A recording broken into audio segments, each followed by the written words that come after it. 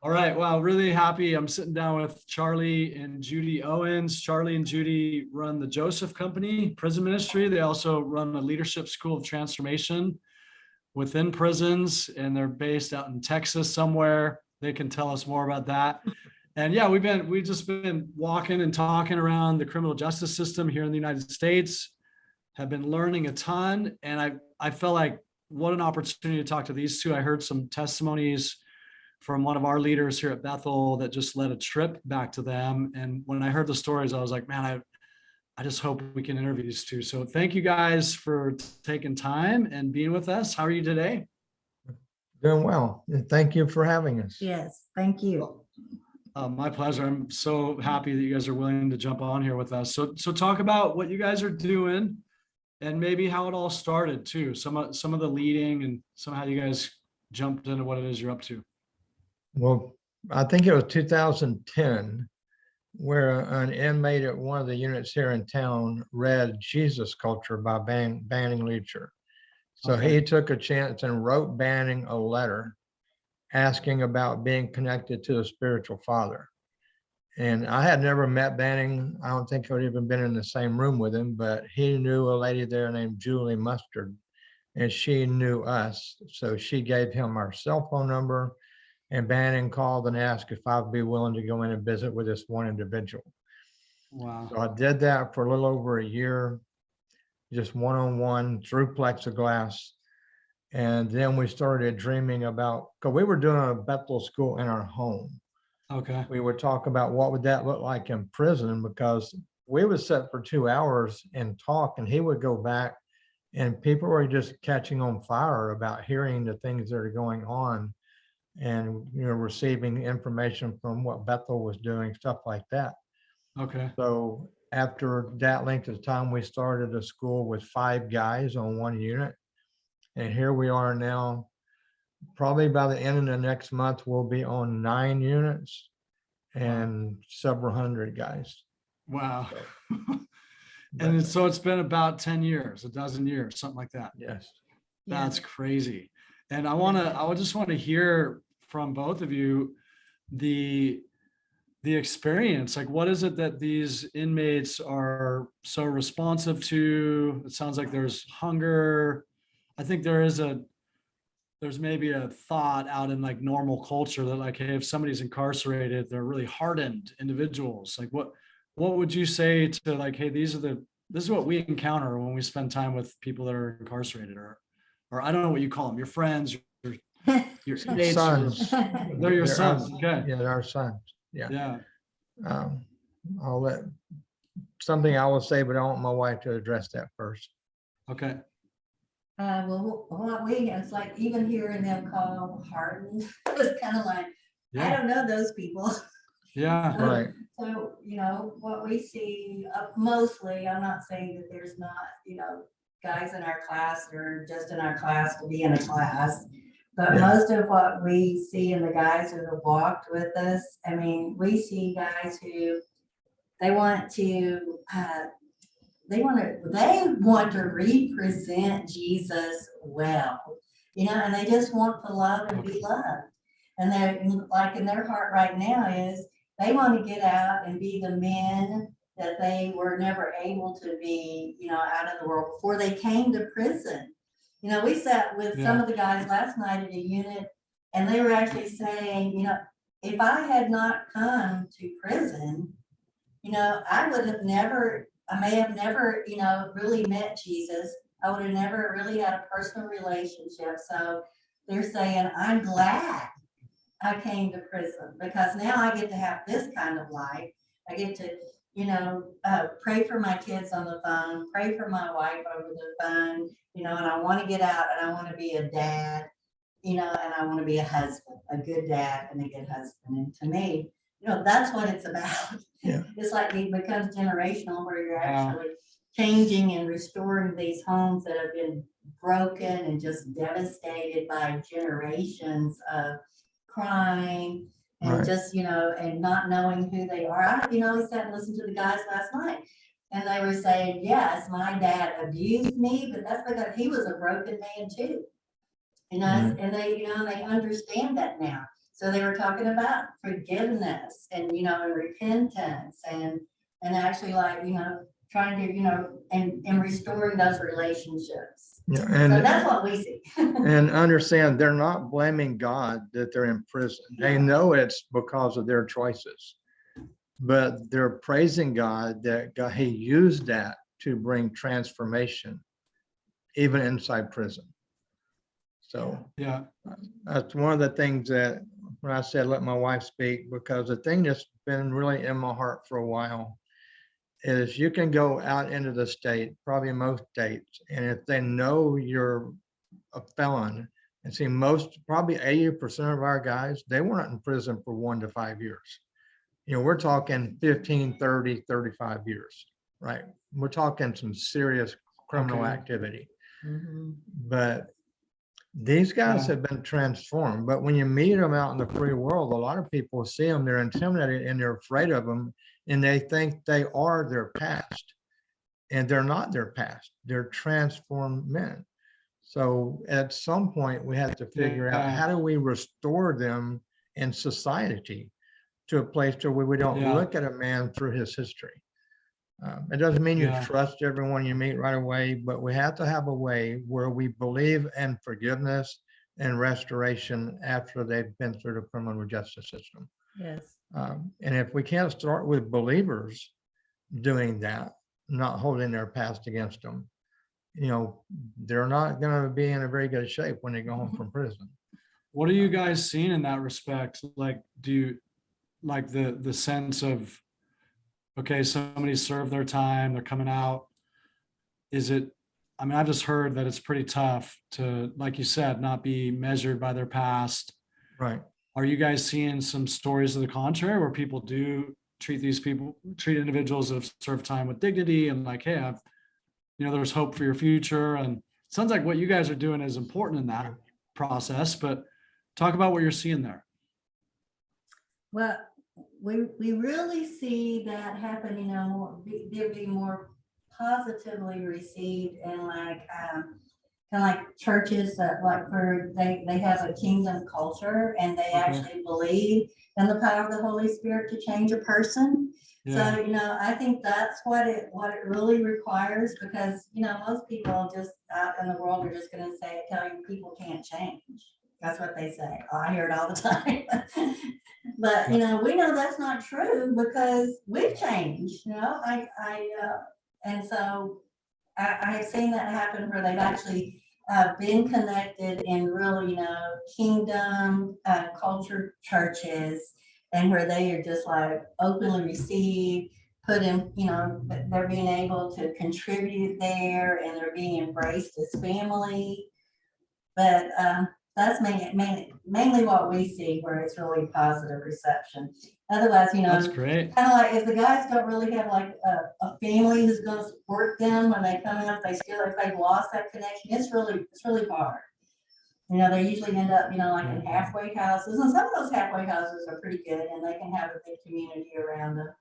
But, and that's why, like with us, we started having reunions with our guys that are out on parole.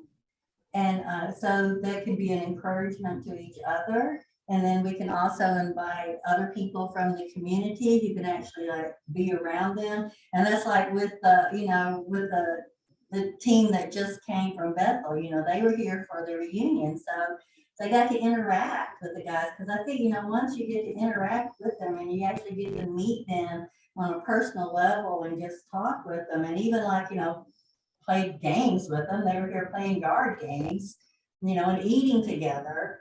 I think, that's where that happens. Where they're going to be like really received and built back into the community and feel, like they belong and that they're wanted. And one thing too is in that environment, you can say you believe in a transformed life, but until you actually touch it and see it, it's all a thought. It's all something you say you believe. But then you sit next to a person in a restaurant that's got full sleeve tats, all on his neck and some on his face. And what's your first thought about that person? Do you believe his story? But and there are guys that we know that are amazing guys. Like one guy, He's probably been out 8 or 10 years, Curtis. Well, probably longer than that now. Yeah, it's like when they moved with their children up to the Dallas area, and they had a hard time getting a lease on a place to live. They had a hard time getting financing on a house Okay. to buy. And because if you have a felony on your record, some states are not like other ones. And Texas are really tough, especially if you're, when I say SO, it's a sex offender. Curtis was not a sex offender, it was drugs. But even with the drugs, it's hard to provide for your family sometimes. So they're expecting you to take, jobs in restaurants, not high trained jobs, stuff like that. But I don't know, there's just a lot that has to balance out. Yeah. But I love that you guys are, you're drawing that emphasis of like, how do we wrap around people and like Right. making a community where that's real and people can experience, like real relationships and be treated for who they are, not for what they've done. And that's powerful. Talk more about what you guys are seeing in your programs in the jails. It sounds like you're in more than one jail. Like just Okay. talk about the process of like what you're doing in there, you've already mentioned, like you just see a lot of openness and a lot of hungry hearts. Yeah.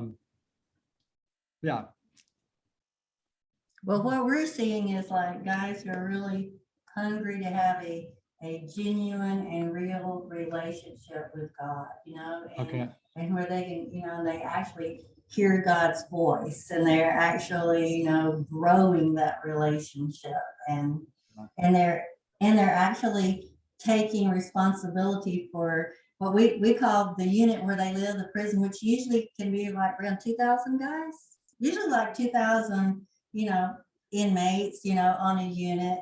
So, for them, the language we give them is like, this is your city, this is your nation. So Yeah. you're here not just to come to class, but you're here to actually, change the culture of the prison, and this is to disciple your nation. And so that's a lot of, and we see that. I mean, we see these guys that really they want to do that. They're taking ownership, of their city.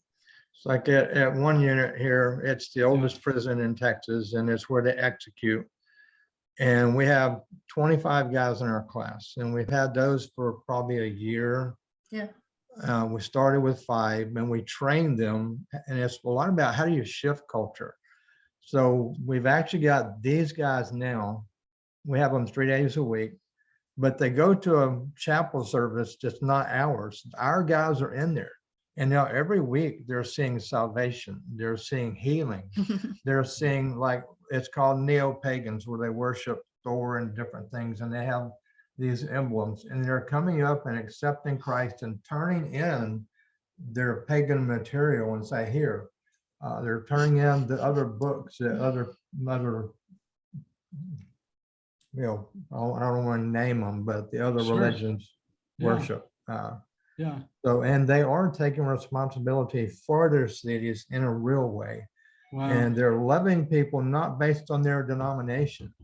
Yeah. It's like they learn to see God's love towards them, and now God's love through me to everyone else. And then we're trying to help them understand, how does God see that guy, even though maybe he's a gang member or he's here for multiple murders or multiple rapes. Sure. How do we actually navigate growing a relationship with that person where he understands who he is?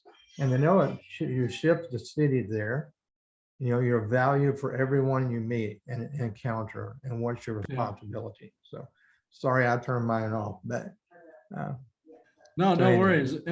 And so with that fruit, like people being born again, meeting Jesus, beginning relationships with God, what's the fruit of that?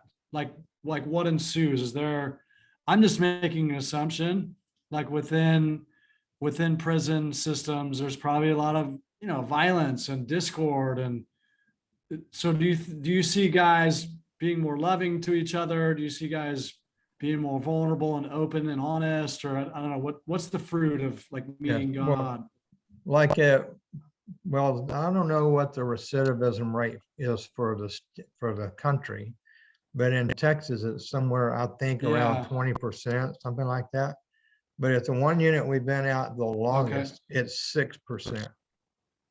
Wow. 6%. And we've never had one That's of our awesome. guys return to prison as of today. So, Yeah, but that's huge. there's, That's really it is big. just praying for people, loving people that maybe are not the same religious mindset you are, but it's just breaking down barriers. And I think Paul Manwaring, Yeah. I heard him say recently, it's like setting Jesus in the room and everybody look at him. That's your focus instead of what's your theology and your denomination. It's good. I love it. What's the effect or like your relationship with the law enforcement world? Those that are either working in the prisons or maybe relationships you guys have outside. What do people think about what you're doing, or what are your relationships like with those individuals? Well, in town, we have a restaurant, right? And Okay. it's the best restaurant in town for All real. right. Right. Where do And people find you? Like if they want to come eat at your restaurant, what's the name of this restaurant and where is it? it's called Five Loaves, like 5 loaves of bread, 5 loaves deli.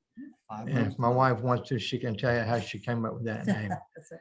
But because we have all kinds of food, healthy food, vegan, vegetarian, lots of meat, or whatever you want. Yeah.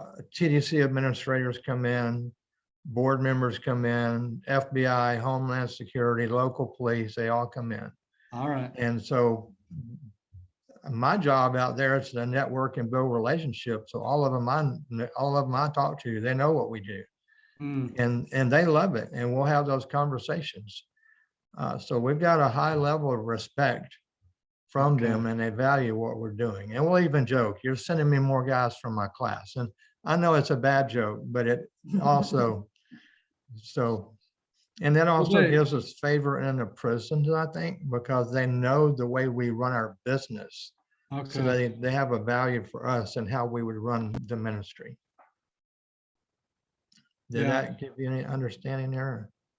Yeah, no, that helps. It sounds like they really value and appreciate what you guys are doing within the prison. Yeah. Yeah. And some of the prison directors we've gotten to know, and I think they have a high value for us because we're not straight, we're not going to just choose, okay, you're Baptist or you're Catholic. We're not choosing a denomination. We're actually shifting the value system of an individual. And I think they appreciate that a lot too. It's great. What would you guys say? Because I think there's some out there that think the criminal justice system is just, too punitive and too about, well, just put them in jail and everything will fix itself. And you guys have been working in these environments for a while, and you're also working with the law enforcement side of the equation. Do you see individuals that also have the same hope you do of like people changing and like a restorative kind of perspective on those that have made bad decisions and become criminals, they're incarcerated? But do you see some like hopeful mindsets within the law enforcement community? I'm sure you see both, but like Yes. maybe talk about the positive. We do. So we went to a meeting just recently where they were talking about that, and it was being led by one of the newer chaplains, but he also had the warden from his unit. He had several of the prison directors that are, over programs.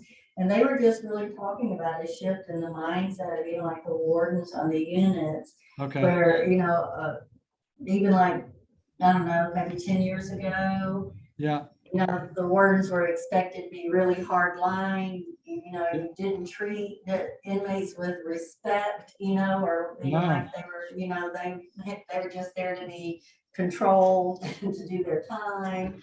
And now they said, that there is a shift in that mindset, where they want to have more programs for the guys, programs, like ours.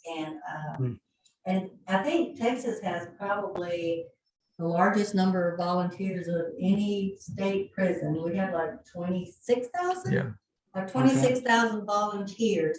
And and they really, they're appreciating that more and more, I think, when we first came in, I was kind of like, at the unit that we were at, I felt very underappreciated. Sure.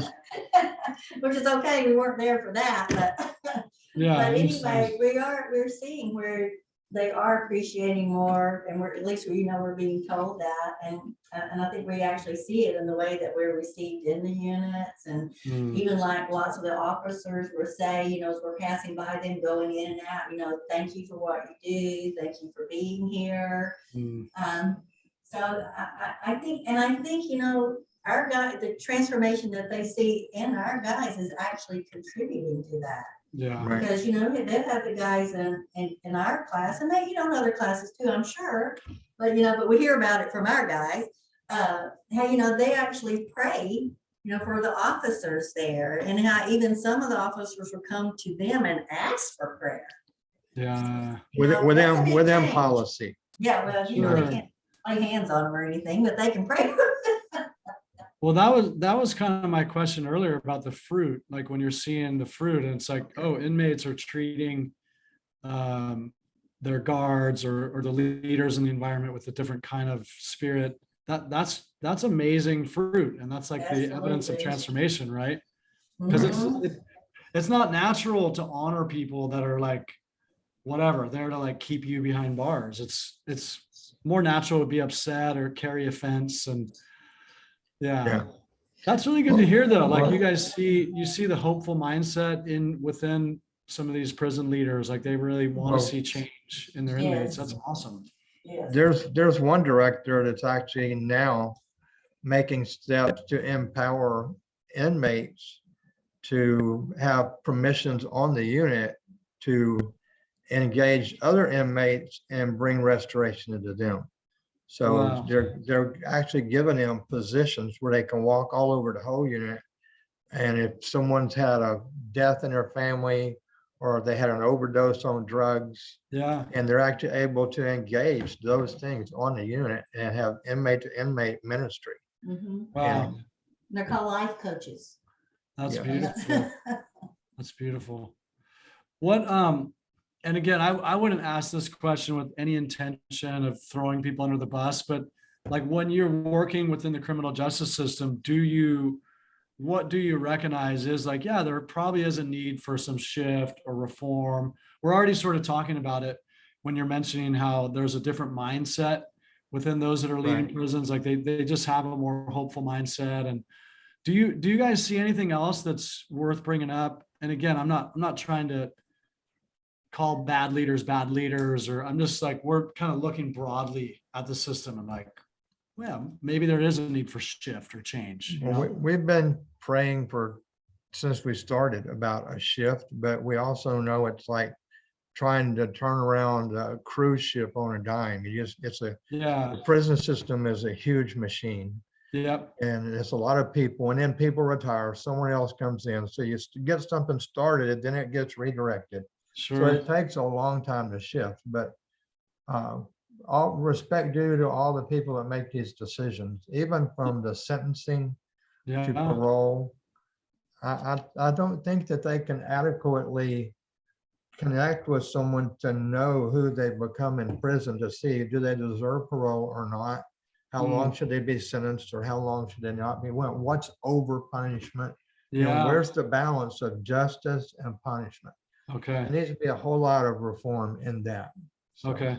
we've got guys that go to prison 15 years old and serve 30 years, Yeah. Yeah. and they come out and they're 45 years old. Yeah. And so who were they when they were 15 that did that terrible thing? And now who are they later? And they will still get a parole review, and they'll say things like, you haven't been punished enough. That's tough. Anyway, so. Well, I like what you said, respect due to everybody in the process. Like there's a lot of moving parts, but yeah, I think it's valuable to mention what you notice. And you're like, hey, I think that side of the equation could stand some shifts. Yeah. What do you see? You mentioned the recidivism rates, and then the rates that you guys are seeing with your programs, like they're dropping significantly. You mentioned earlier in the interview, it's tough when someone's got an offense on their record to be treated like a normal person. When they're out. Is there anything else when you think about recidivism in general, like how somebody could thrive as they're coming out of prison? Because it sounds to me like that would be the biggest obstacle. Mm-hmm. You Well- mentioned community. You just mentioned community and accepting people. I love that, and that's a point well taken. Anything else you would talk about there? Well, I feel like, and I mean, we would love to see this piece happen in our community, was if for more communities to be open to having like housing for Okay. the parolees that are coming out. Okay. Because that to me, that's a big problem. And we've had guys come out and they had nowhere to go. Okay. I actually know one who wasn't in our class very long, but I actually heard through someone, I mean, he ended up living in his car. Yeah. Well, parole's not going to allow that for very long, to where they're just going to lock him back up. Okay. So just more like that, where people, and it's really hard. People don't even want to rent, Yeah. to people that are coming out of prison. And I don't know, I just wish there were more of that, because I hate to see them go back just because, they're not even being given a chance to succeed. Yep. Nobody wants to give them a job. Yeah. So, I mean, most of our guys have been really fortunate in being able to find jobs. There's been a couple of them that we actually gave jobs to at our restaurant. Sure. Well, I would imagine the community you're able to kind of wrap around with helps with that process. Like, you can become referrals for them. Maybe if somebody's going to take the time to find out about, former parolee or a parolee that's applied for a job, or they'll check that you can stand up for them, right? Yeah, if they ask. Well, we have Yeah. found, like with some of them, even they don't even make it through the second interview, because in the first interview, and then they later find out, I mean, they went for an interview, they did all this, but like in the company policy, it says they cannot be hired. Wow. So, I just wish some, and I know some big companies have changed that, where they actually intentionally hire parolees, but I wish there were more of that, especially around here. I mean, we don't have big companies that do that. I mean, Yeah. so just more of that. Yeah. Now, here, the prison system is probably the major employer. Beyond that, you're gonna have like Walmart and a grocery store, stuff like that. So, Yeah. Okay. Well, those are And lots great of the thoughts, though. So, I was gonna say, lots of the officers that live here have seen a lot of the inmate on the other side, so. yeah. So, I feel like they'll start helping change that, but not all the guys in prison are like the guys in our class. We know that too. We're not. Sure. Enough to think that. Yeah. Great thoughts, though. More housing initiatives, more willingness from employers to like actually find out who's applying for them, not just a former felon, but like, who are they, where they're at in their journey. I love that. Talk about, like, just for back to the church, Jesus followers, Christians, what would you want them to know that maybe they don't know? Like, maybe there's a whole segment of our Christian population that just doesn't have a clue about working with people that are incarcerated, and like anything that you'd want to tell them. I would think that most of the people coming out of the prisons deserve to be trusted. I Okay. think there is a population coming out that they served their time. They did still do the gang life and the drugs, and they got out. But I would think overwhelmingly the majority of them are going to be husbands that will be good. But especially the ones that we get to spend our time with.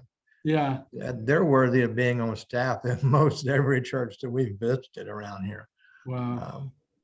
I don't know. Well, that's something that we've been trying to work on for a while. We've got a little video that we put together that we've had 5 of our parolees interviewed, and we want to introduce that to churches around the state and even have them invite some of our guys to go there to share their story, not the terrible life before, but the Yeah. transformation of a man in prison and what lies Yeah. before him now. So they can see a real glimpse of what they struggle with, what their heart is, who they are in Christ, what they're Yeah. passionate about, meet their wives and kids, stuff like that. So they'll see that they're just that. They're worthy of being given another chance. And Yeah, I love it. And you were talking about this earlier, some of the background that these individuals have come from. So recognizing the trauma, recognizing like kind of generational issues that are in them. right. What would you want people to know about that? Like just the people that you're working with, like they come from a place that like maybe they weren't really set up for success or. Well, this is central, I don't know, East Texas, central East Texas, and we're not that far from the valley. And we meet guys that have been in the Mexican gangs, the cartels, and just a day in some of their lives as a child. All the uncles and aunts get in the car with all their kids. They'll drive to a rival gangs area with all their weapons and get out and unload all their bullets into their houses and across their yards, and then they go home. And that's what they would do with their 6, 8, 10-year-old kids.